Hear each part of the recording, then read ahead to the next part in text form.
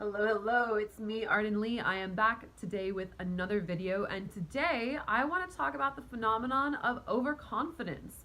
Overconfidence, right? Confidence is a great thing to have, but at what point do we have a breakthrough or a peak experience or a moment that seems to transform us and then take it for granted that the change has already happened and fail to put into practice ways of making it sustainable? So first of all, if you have not done so already, meet Virgil. And also, please subscribe to my channel, like my videos, and let me know if you have ideas for something that you would like to hear me talk about in the future. Please leave me a comment and let's connect. So, one of the things that I've noticed being on the path to personal growth, being in communities that are dedicated toward growth and expansion and spirituality, is I have noticed at times that I will see people having really amazing breakthroughs or experiences, peak experiences, or transformations, which it seems that they feel that once they've had that moment, that they can sort of take that for granted for now. They're like, oh, I've gotten that, I've hacked it. And how often do you see that, outside the spiritual community with people who, let's say, do that in getting into relationships or finding that quick fix or whatever? Maybe they even find, oh, I found this program, I found this sales coach or whatever, and this is really going to help me get my shit together once and for all. Or, I found this new diet program and this is the one that's going to work this time. Or I found this new partner, right? I found this new person and this is surely the one. I knew it from the moment that our eyes locked and I just knew, right? And there are certainly things that I can look back on. There are moments in my own life that I look back and I'm like, wow, I really had a knowing and understanding that things were about to change and were about to shift for me. And I'm certainly a big fan of speaking things into existence, of setting an intention and declaring something to be so. I'm a big fan even of making a decision to start a new behavior, cold turkey. If that's something that you feel is sustainable and workable for you.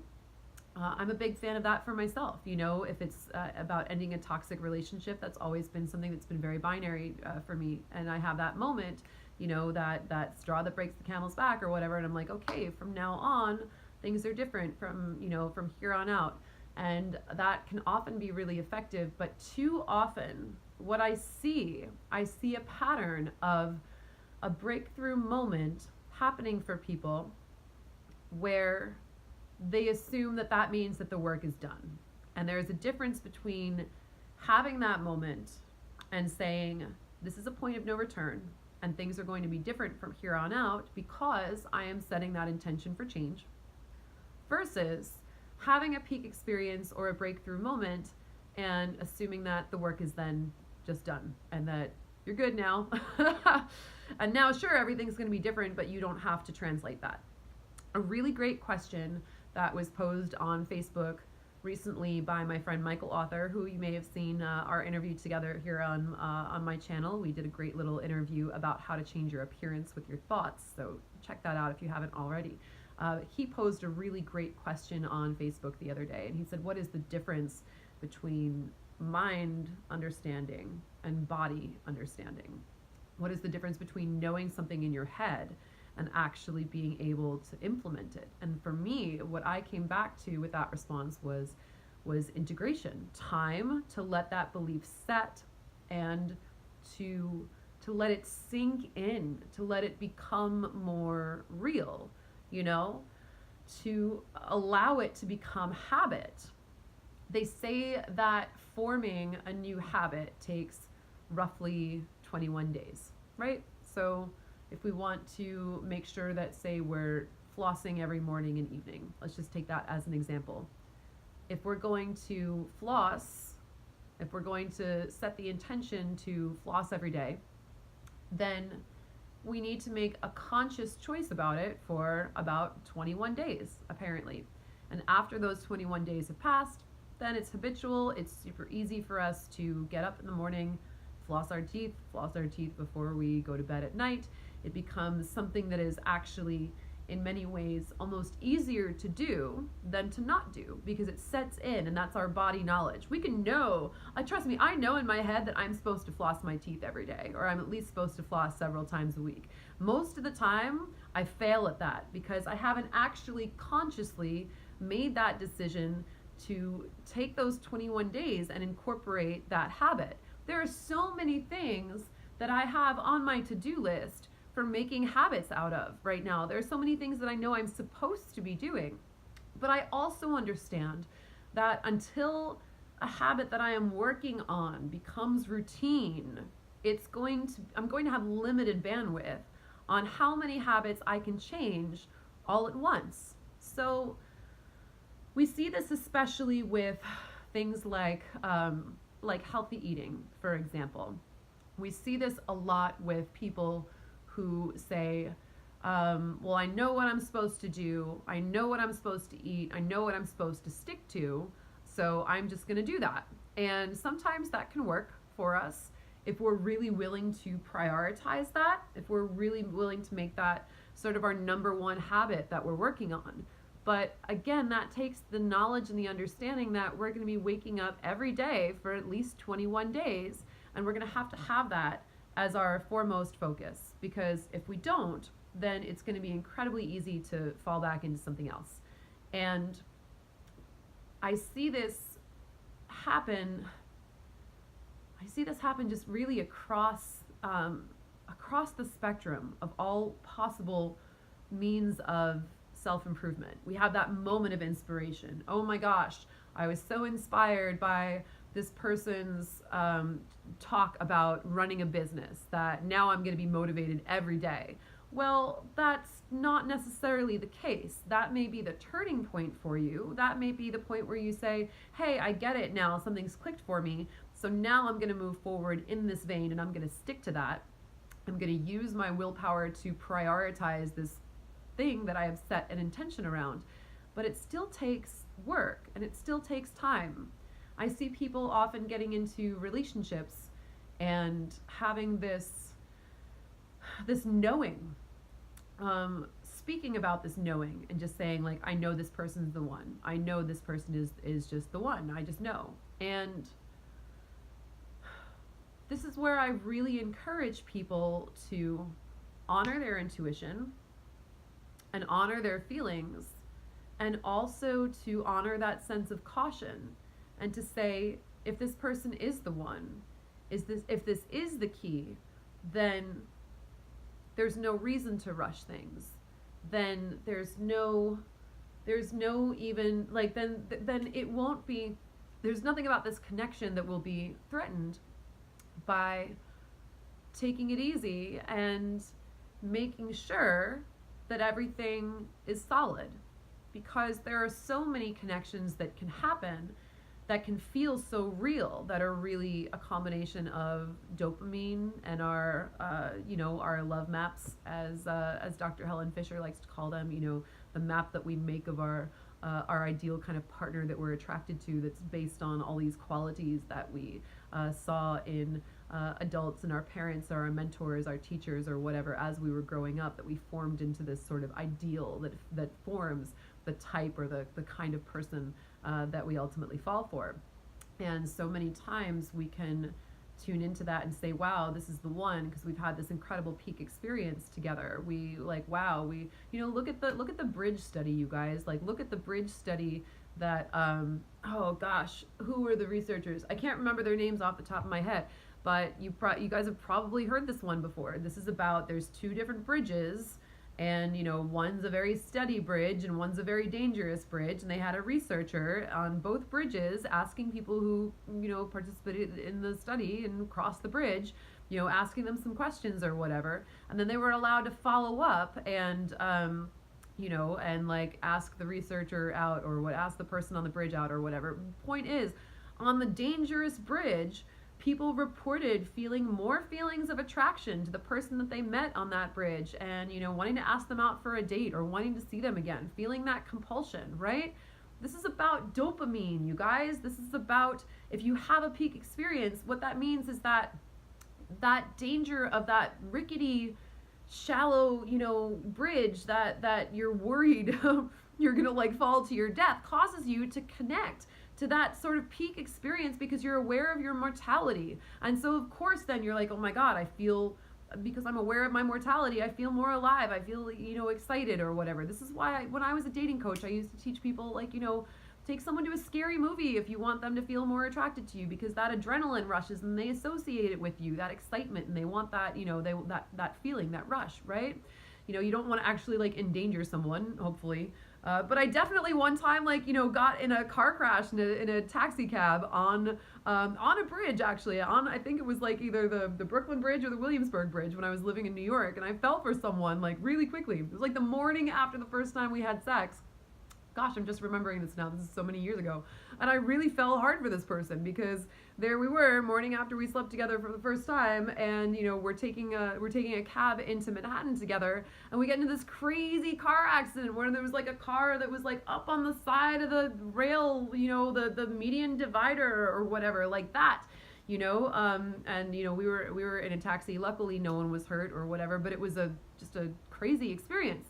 Well, I look back and it's like, of course I fell in love with that person, and I mean, yeah, of course there were a lot of other reasons and a lot of other factors that went into that. But when you have these peak experiences with someone, you just want to make sure that it's sustainable. When you have that peak experience where you're inspired by that person's sales talk and you're like, yes, oh my God, I want to buy that program right now.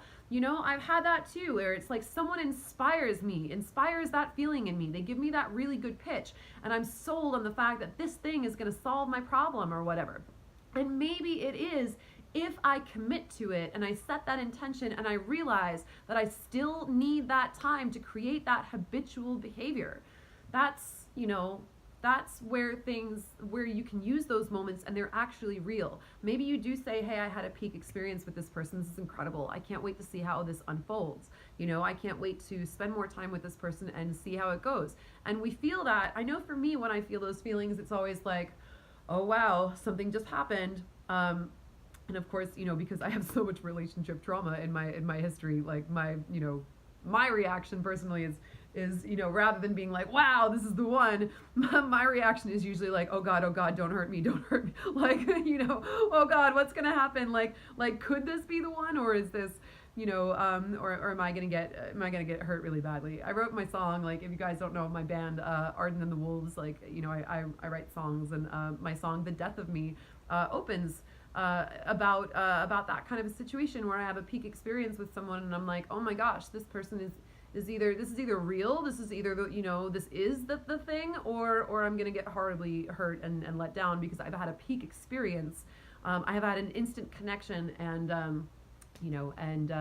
and maybe it's not actually meant to be, maybe it's not meant to last, but either way, like, that would be, if it's not that, then I would be disappointed, and that could end up being painful. So I just really advise you guys, when this is what I mean when I say overconfidence, is feeling that this one moment, this one peak experience means this entire transformation for you, or means relationship compatibility. A peak experience does not translate automatically to relationship compatibility. A peak sales experience does not mean that person is necessarily the right coach for you. It doesn't mean that what they have made you feel in that moment is congruent necessarily with the program or the skill set that they're trying to sell you.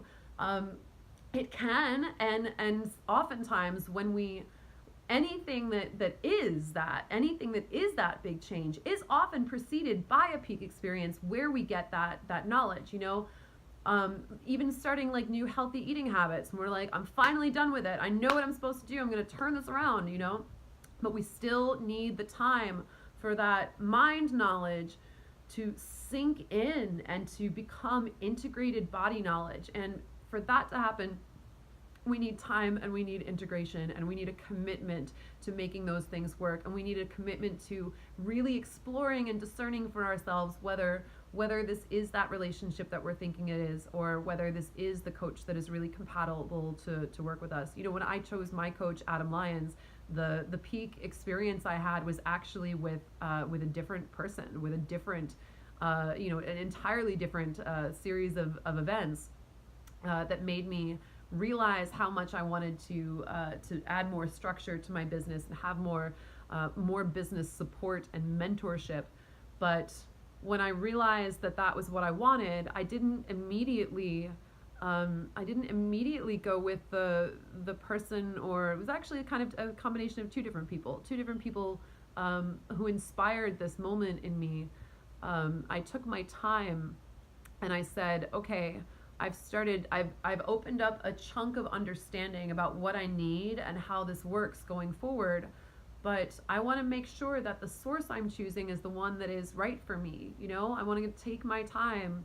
So I took a couple months this past summer to give myself that time and ultimately go and select a coach. So all I'm saying is that overconfidence is that feeling that just because you've had that unlock, that breakthrough, that everything opens up and you see that new insight, that you think that the change has been made already, or that peak experience is directly related to the physical thing that you need, when really that peak experience is yours, and it's yours to integrate that lesson and then figure out, using your discernment and using time and your ability to set habits and make sure that it's creating something that is sustainable. The sustainability of our breakthroughs is really important, you guys, because I see people all the time who are just having like breakthrough after breakthrough after peak experience, but no actual change ends up happening in their lives because they're just seeking this high. They're just seeking this like, wow, but they're not actually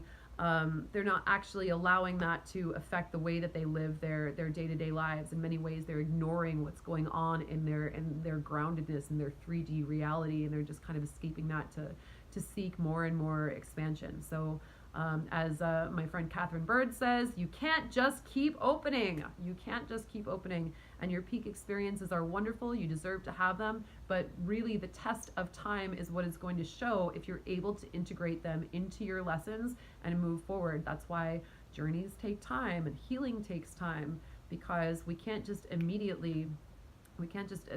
go from a lifetime of patterns and habits and have one big insight and then just think like, oh, I'm solved now, I'm fixed. It doesn't work that way. We need to integrate.